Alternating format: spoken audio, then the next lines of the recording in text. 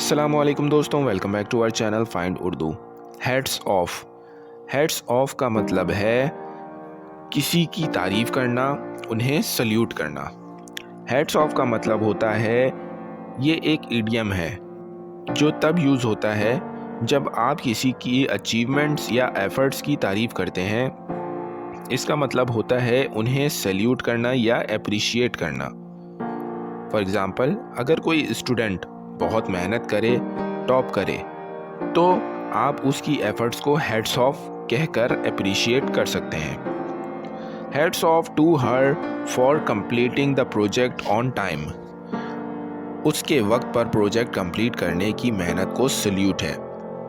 तो दोस्तों, heads off का मतलब है किसी की तारीफ या उनकी एफर्ट्स को सल्यूट करना।